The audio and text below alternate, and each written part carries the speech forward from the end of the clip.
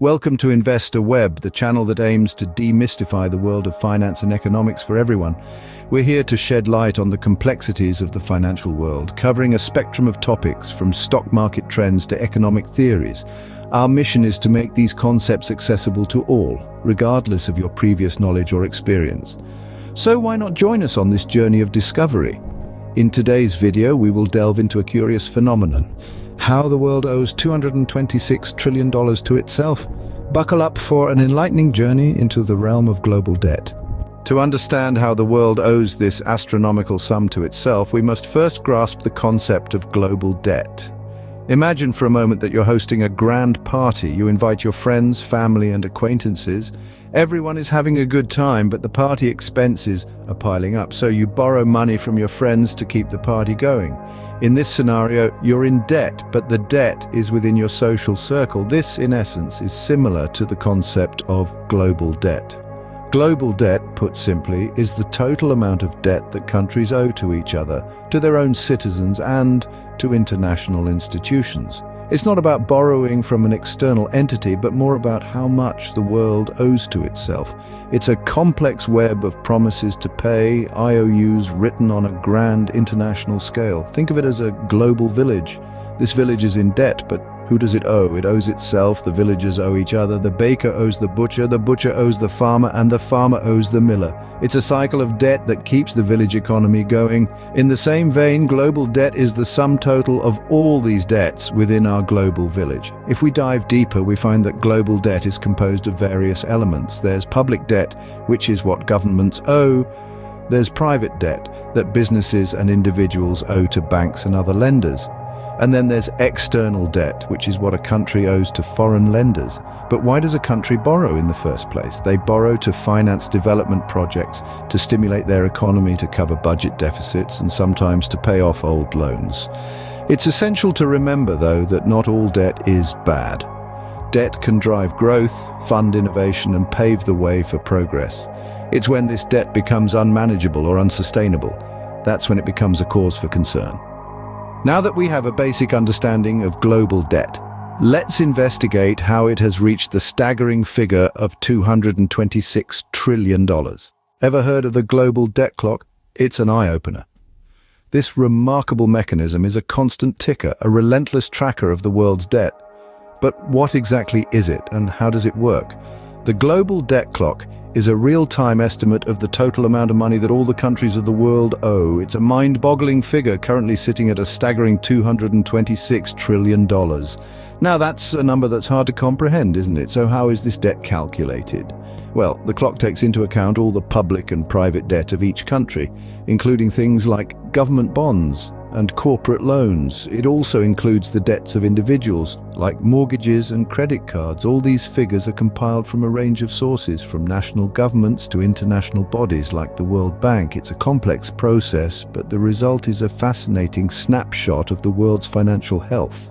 But here's the thing, that debt isn't evenly distributed. Some countries owe far more than others. For example, the United States, with its enormous economy, is also the world's biggest debtor. Japan, despite having an economy less than half the size, is a close second. Meanwhile, other countries, particularly those in the developing world, owe far less. What's more, this debt clock isn't just a static image. It's constantly ticking upwards, reflecting the ongoing borrowing that fuels much of the world's economic activity. In fact, in the time it's taken me to explain this, the world's debt has probably increased by several $1 million. It's a sobering thought, isn't it? So the global debt clock gives us a real-time glimpse of our collective debt. But how did we end up owing so much to ourselves? There are several reasons why global debt has skyrocketed, and they're interconnected.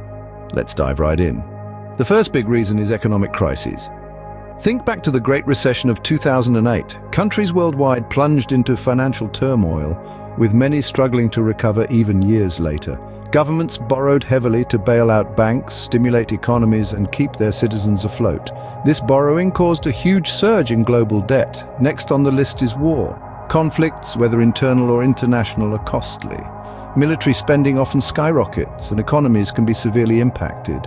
We can look at the aftermath of World War II, where nations borrowed heavily to rebuild their economies and societies. More recently, the wars in Iraq and Afghanistan have contributed significantly to the United States' national debt. Lastly, we have government spending. Governments borrow money to fund various projects and initiatives, from infrastructure and healthcare to education and social welfare.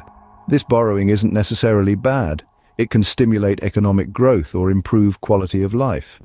However, if a government consistently spends more than it earns in revenue, it will need to borrow more, leading to higher debt.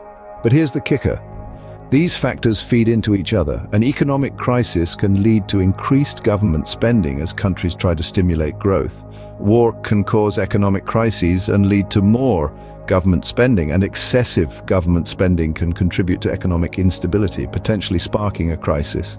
It's a complex web of cause and effect. So we've got economic crises, wars, and government spending all intertwined and fueling the global debt machine. And this debt isn't just a number on a screen.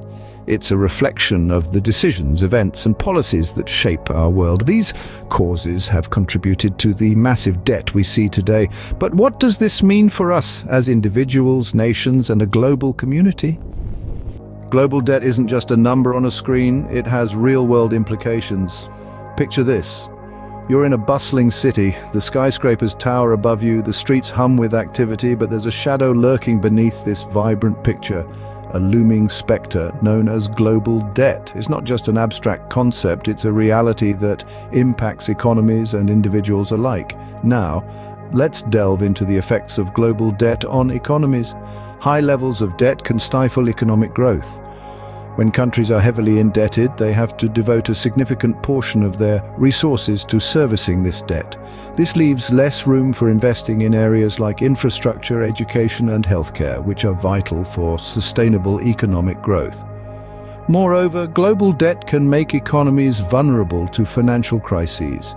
If a country cannot repay its debt, it may default, which can trigger a chain reaction in the global financial system. This was evident during the Greek debt crisis, which not only affected Greece but also sent shockwaves through the European Union and beyond.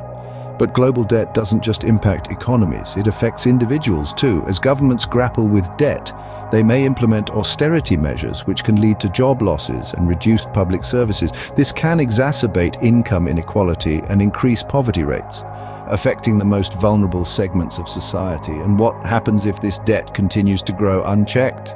Well, the potential consequences are sobering. Economies could stagnate, financial crises could become more frequent, and the gap between the rich and the poor could widen. It's like a ticking time bomb, and we're all sitting on it. But this doesn't mean that all hope is lost. Economists, policymakers, and individuals are working towards solutions. They're striving to understand the complexities of global debt and devise strategies to manage it. They're exploring ways to stimulate economic growth, regulate financial markets, and promote fiscal responsibility. As you can see, global debt is a complex issue with far-reaching consequences, but together we can take steps to understand and manage it. So that's a snapshot of the $226 trillion global debt conundrum.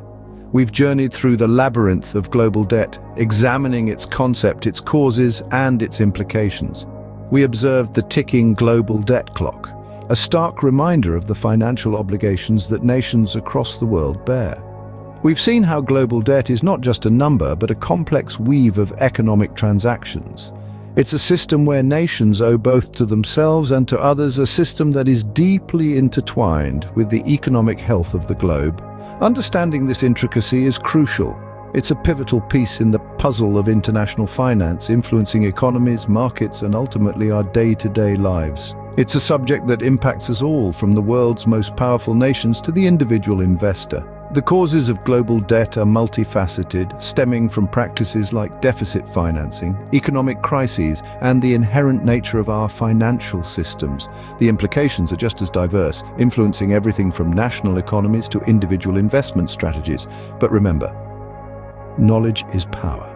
By understanding the dynamics of global debt, we arm ourselves with the ability to make informed decisions, to navigate the financial landscape with a touch more confidence and insight. Thank you for joining us on this journey into the world of global debt. If you found this video helpful, please subscribe to InvestorWeb for more enlightening content. Until next time, keep learning and stay informed.